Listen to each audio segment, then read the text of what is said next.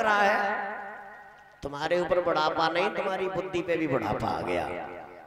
बुद्धि कभी बूढ़ी नहीं होती है, मगर तुम्हारा बुढ़ापा तुम्हारी बुद्धि को भी बूढ़ा कर रहा है।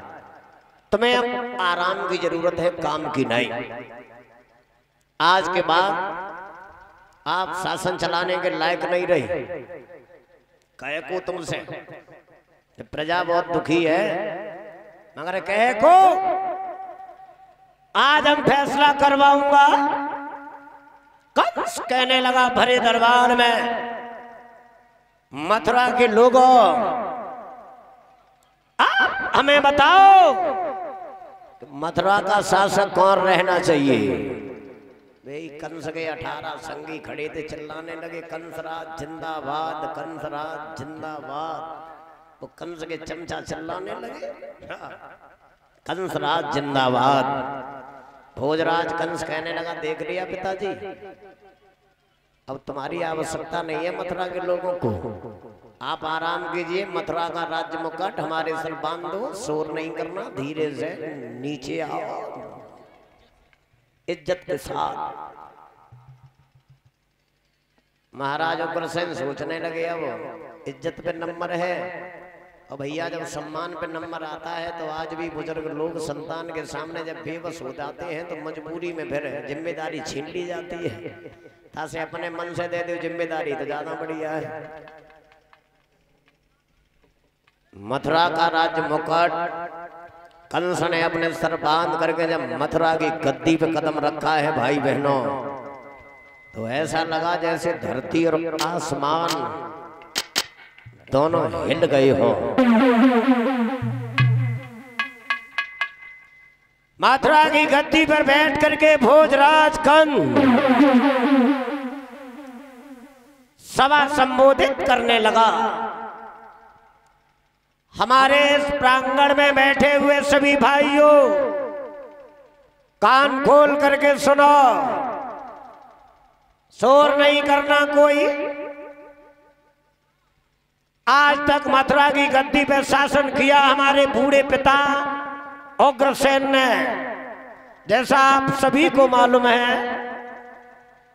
मगर आज के बाद मथुरा का राजा नहीं, कंस मथुरा का भगवान है, भगवान भोजराज कंस। राजा बदल गया, आज के बाद कानून भी बदले जाएंगे। सबसे पहला कानून समय होते ही होते लग जाते हो सुहा सुहा। अरे तुम घी को अग्नि में जला देते हो, तुम नहीं जानते ये खाने की चीज है जलाने की नहीं। घी खाओ और हड्डी मजबूत बनाओ। कैसी रही? एक पास में खड़ो चल रहा है बोलो महाराज बहुत बढ़िया। कंस बोला बीच में नहीं बोलो, पूरी बात सुनो। दूसरा कानून, आज के बाद पीले वस्त्रों में साधु तिलक माला में नजर नहीं आना चाहिए। महात्माओं को पकड़वा पकड़वा करके वस्त्र उतरवा दो, नंबर वाली टोपी इनके सर पे लगवा दो और इन्हें कारागार में डाल दो। एक ने जवाब दिया महाराज बहुत बढ़िया, जहां संत मिलेंगे कारागार में पहुंचेंगे, आगे बोलो। कंस कहने लगा पूरी बात सुनो, बीच में डिस्टर्ब नहीं करो हमें। आज के बाद महात्माओं को सड़े हुए रोटी के टुकड़े पानी में डाल करके धो, केवल जिंदा बने रहे, भजन करने की शक्ति किसी के अंदर न रहे। गौशालाओं में गौकसी करवा दो और अंतिम कानून सुनो, जिनके माता पिता वृद्ध हो गए वो हाथ उठाओ। कुछ लोगों ने हाथ उठाए महाराज, बोलो। जिनके माता पिता वृद्ध हो गए, बुढ़ापे में बैठ करके न खवाओ, आंगन में गड्ढा खुदवाओ और दबा दो। एक कहने लगा महाराज इतना अत्याचार ना करो, बुढ़ापे में माता पिता की सेवा होनी चाहिए। कंस कहने लगा इसीलिए तो पागल रहे तुम लोग, ये बुढ़ापे में खांस खांस के थूकेंगे, बीमारी बढ़ेगी, न रहेगा बांस न बजेगी। कंस मथुरा का उत्तराधिकारी बन के बैठ गया।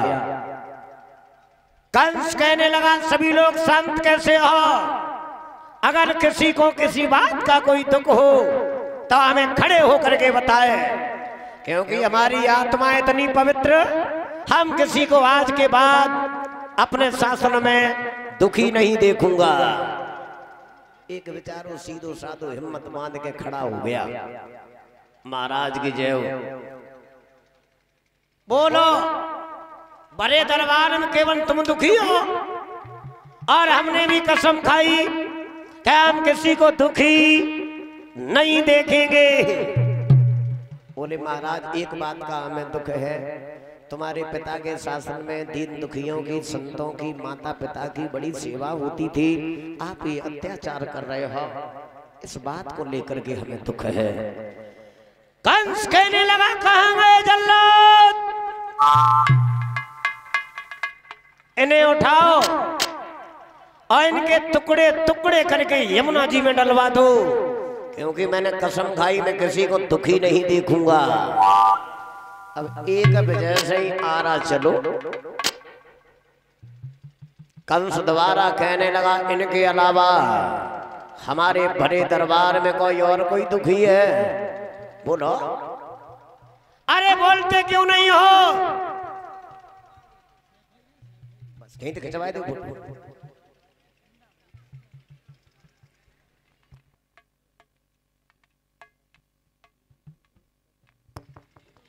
कंस जब राजा बन गया है, मथुरा के कानून भी बदल डाले, और जब कानून कंस ने बदले, लौआ के अधिकारी भो जब कंस राज, और कानून नए नए बनन लगे।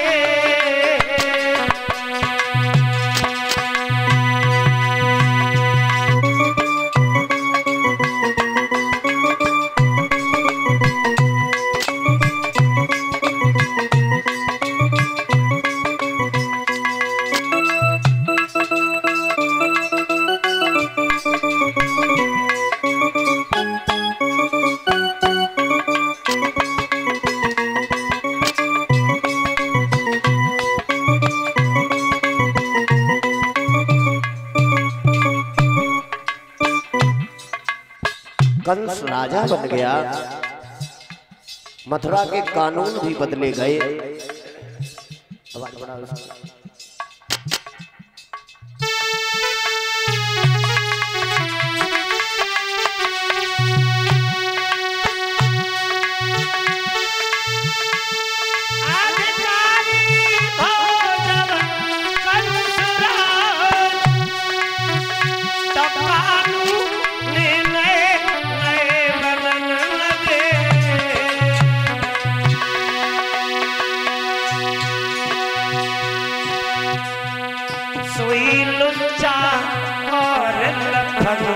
के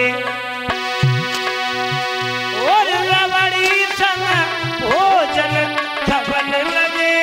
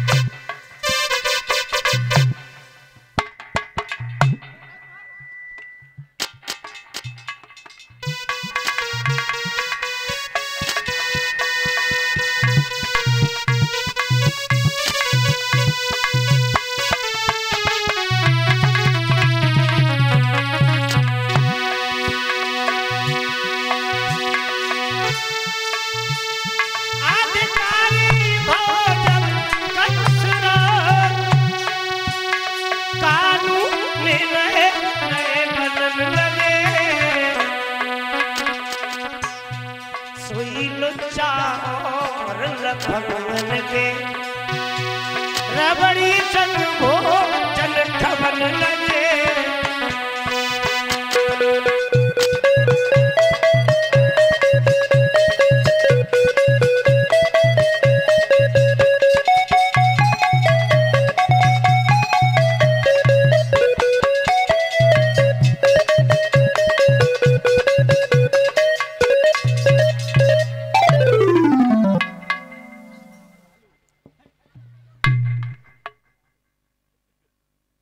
कंस मथुरा का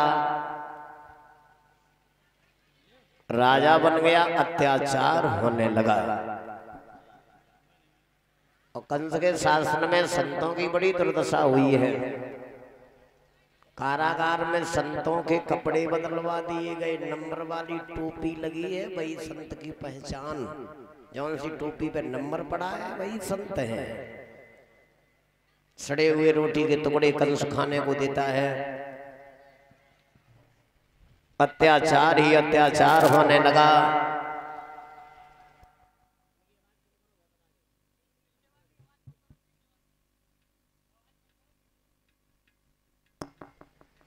अब भोजराज कंस